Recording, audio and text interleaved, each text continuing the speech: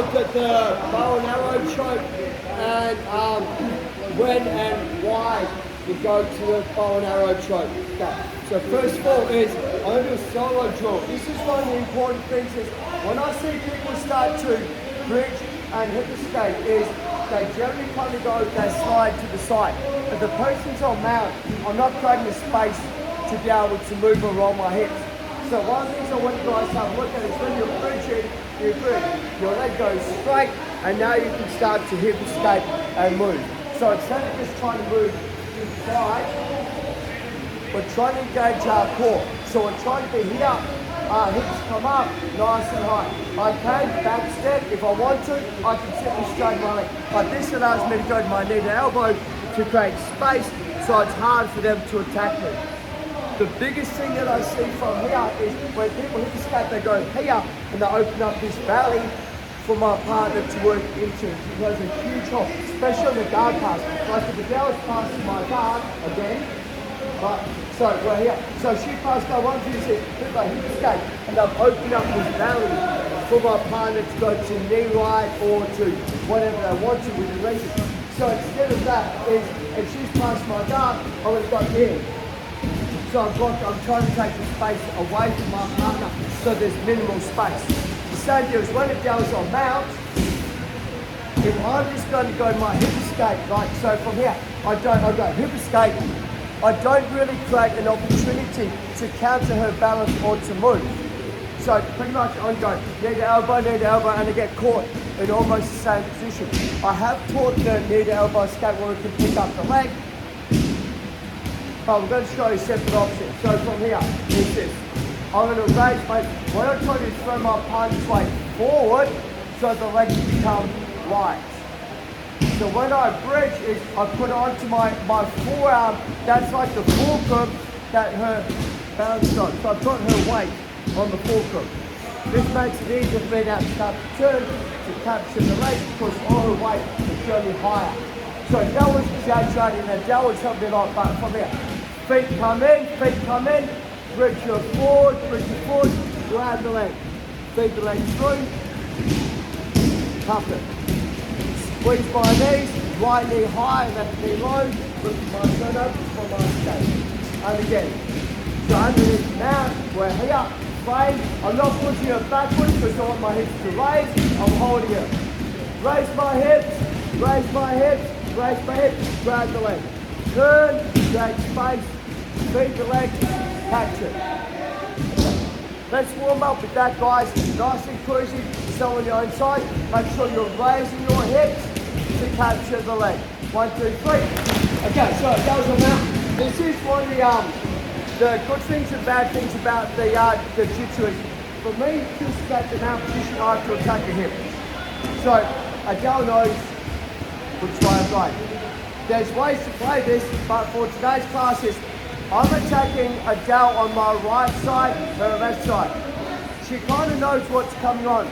So as I'm going to do my bridge, my hip escape, she's going to upgrade to what I call cross body mount by going with the motion. So as I bridge, she goes with it. As I push, she simply moves. Now, a couple of things from here. For my position is, any time that I try and push away, my arm extends. This is arm bar, etc.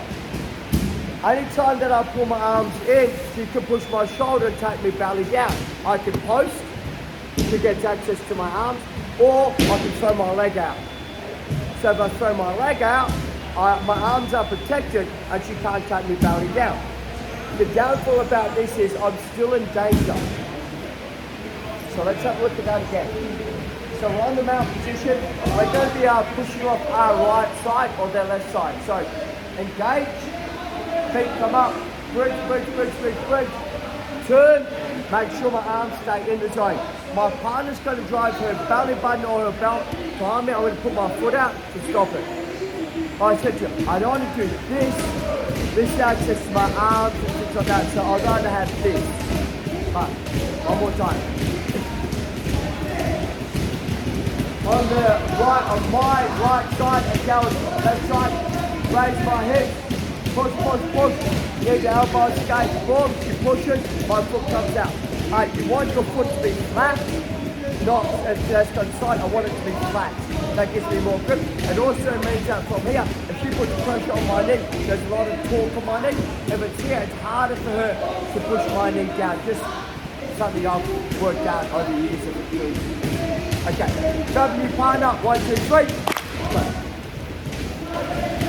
Just going to explain some fundamentals. Okay, my frame system always has to have structure.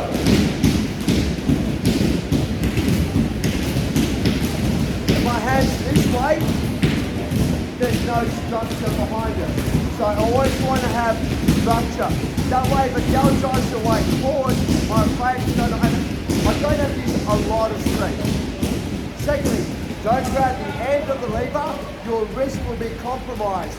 Grab before your wrist. Now, people say, what about the wrist spot? Right, that's pretty sturdy and it's pretty hard to move, you know what I mean? Where here, all that shit stuff down, it's easy. So, me, I'm kind of on the wrist. Number 2 is this.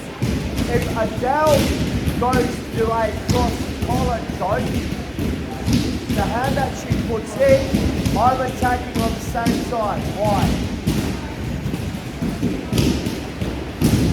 Does she have a post on that side?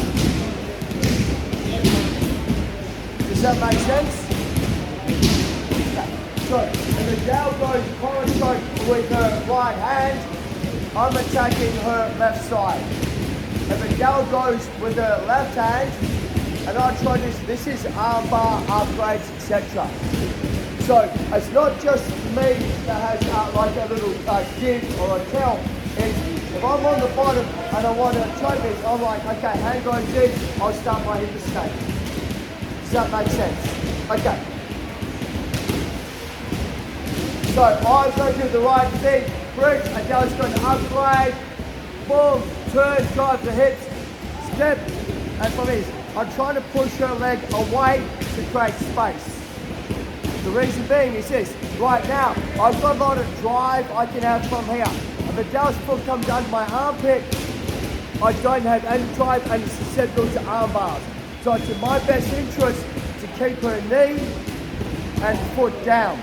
A dowel's left hand opens up my collar, her right hand goes behind my head, thumb in. To cinch up the choke, your elbow comes in tight, your left hand goes behind my knee.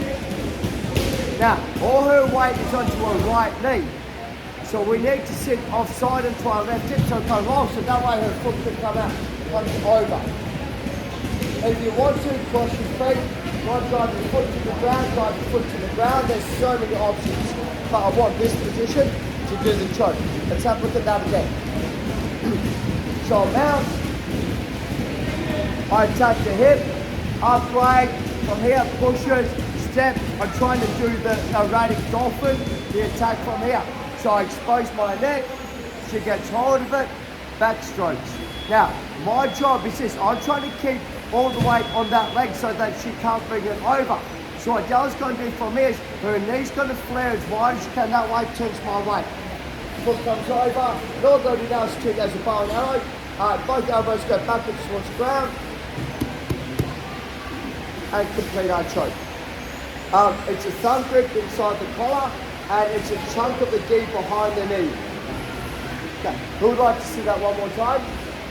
Okay. I attack the hip, bridge, upgrades the cross body mount, turns me over, stop the attack, start to push.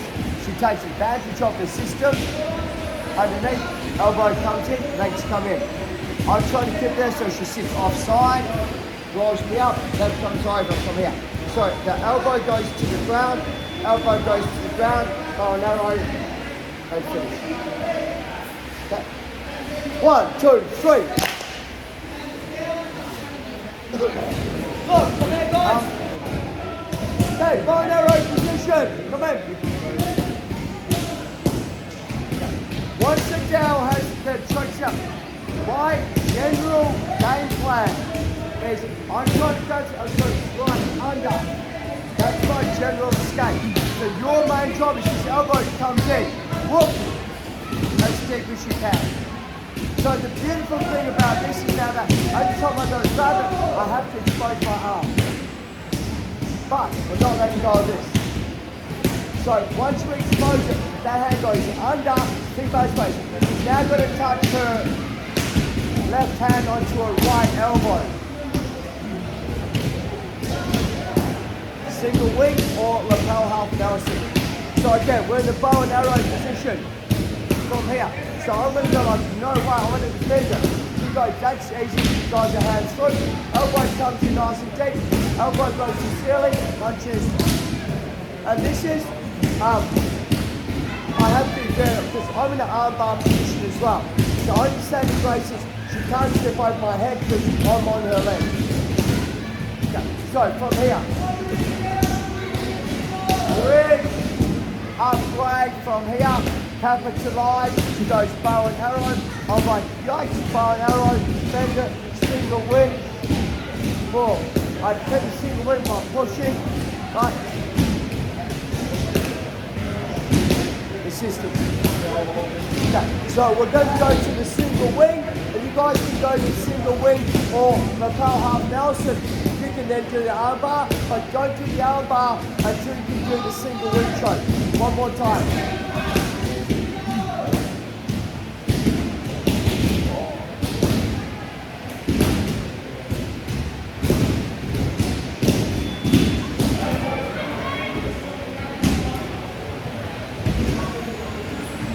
Okay, grab someone your own size, a new partner, 1, 2, 3.